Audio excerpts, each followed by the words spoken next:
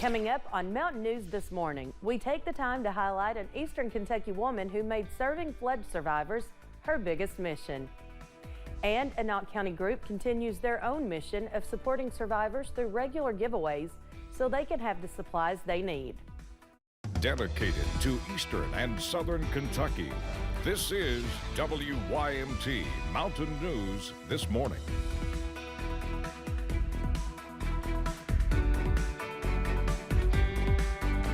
Good morning, I'm Chas Gayhart. It is 6:31 on Tuesday, April 25th. Let's go back over and check in with Brandon.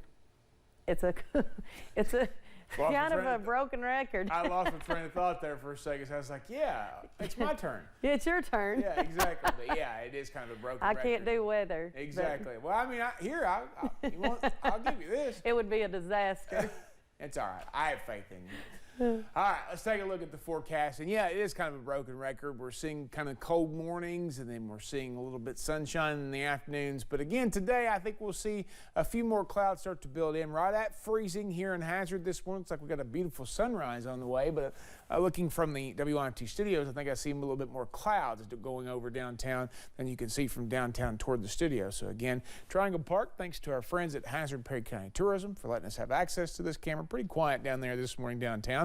40 in Monticello, 28 in Irvin. I was trying to see if there's anybody colder than that. Yeah, 28 in Irvin, 29 in Ashland and Clinton. A lot of folks near freezing this morning. A few folks just above it there.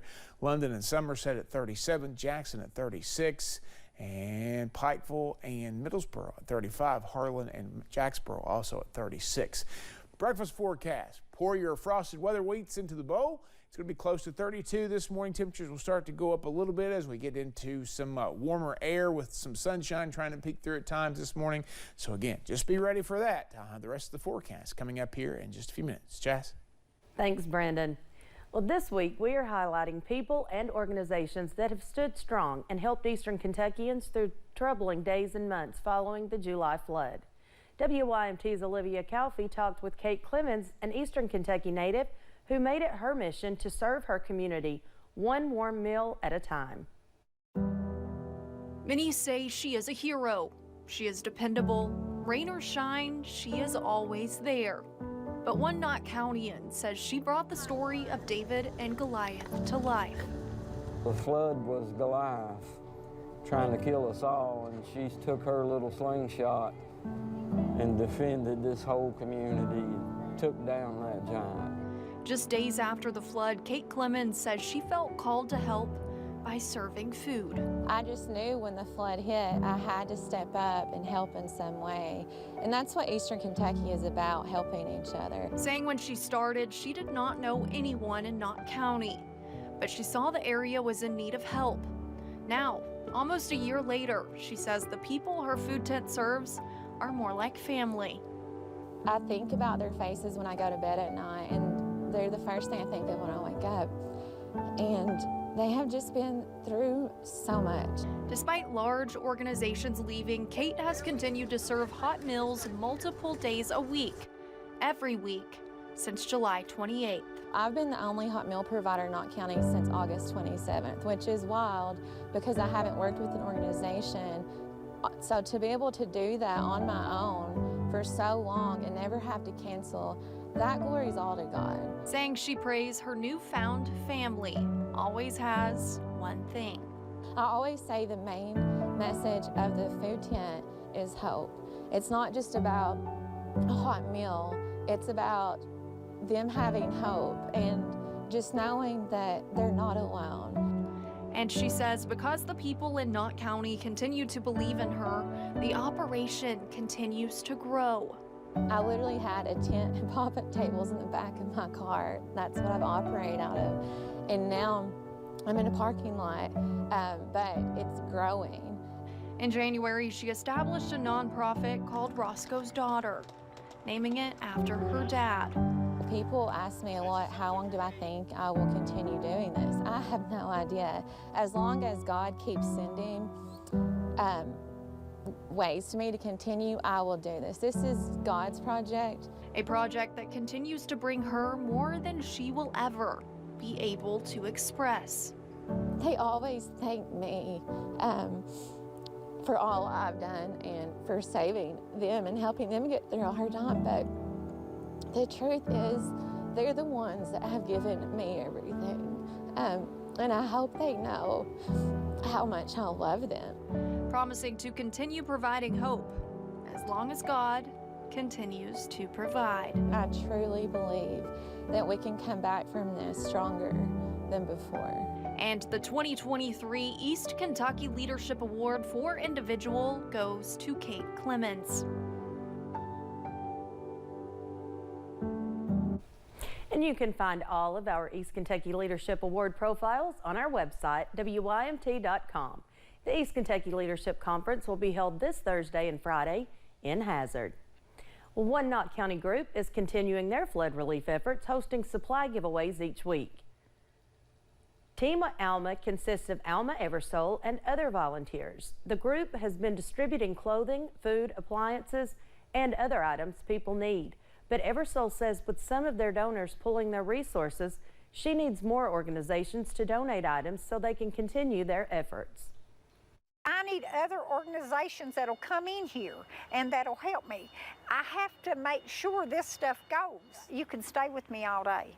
You can see where this stuff goes and talk to the people that gets it, and it helps them out. The group did have extra hands yesterday as the Hardin County-based organization Putting Prayers to Action came to donate supplies and help distribute them. A group of women in the Vico community of Perry County say they're trying to do their part in rebuilding after the flood. WYMT's RJ Johnson has their story. A group of women from across the country are coming together in Vico to help rebuild after the July flood. They are a part of a group called the Sister Corps. They are retired and they help rebuild homes after natural disasters. Supervisor Darlene Altman says they try to help those that have nothing and receive nothing. And we do. We try to come in and those are the people we look to find when we come in. We're the ones that have no insurance, they have nobody to help them, and they're just stuck. Of their projects, one of them is rebuilding a disabled woman's ramp that was damaged in the July flood. Up until Sunday, she had not left the outside of her home since the flood. Yeah, yesterday even I made the first time on the ramp. Oh, I love it. I love it. Oh, they've been wonderful. These ladies has been wonderful. You couldn't ask for no better. They have been wonderful ladies. When asked why they do what they do, Altman says that answer is simple. But it makes us feel good. That's why we keep coming back and getting down on our knees and putting in flooring, and it's we've been painting and we do lots of stuff, but we make new friends every time we come. Trying to be a helping hand, Altman says the women are proud of what they have done and are excited for these people to return to their lives. In Vico, RJ Johnson, WYMT Mountain News.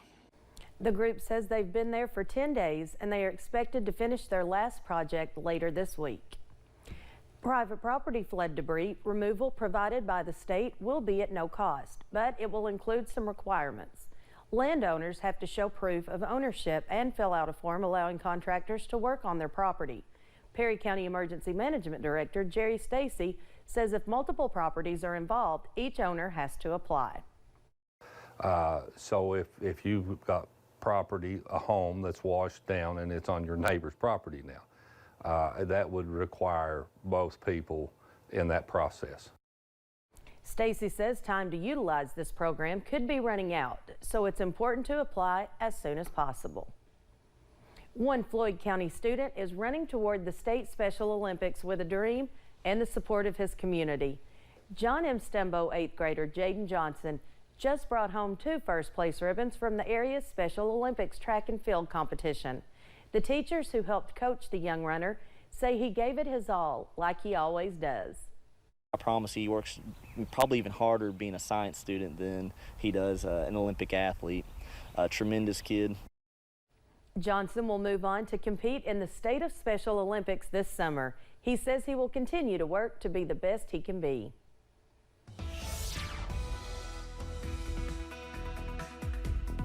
What an awesome story. 641, we're looking at a fairly nice forecast when it comes to looks. You see a beautiful sky out there on top of Buffalo Mountain this morning. A little bit of a light there, but cold. 32 on top of the mountain here in Hazard, at the airport as well. 30 in Manchester, 28 Irvine, 29 Ashland, 29 Clintwood, 32 Williamsburg. Let's see who else is pretty chilly out there this morning. 32 Logan, 30 Grundy. That'd be our next person in the 20 degree club there. 31 in Prestonsburg this morning, and 40 in Monticello on the other end of the scale. Out the door forecast, again, a mix of sun and clouds today, more of one than the other at times today, and we'll see temperatures top out in the low 60s as we head into the afternoon hours. Chas?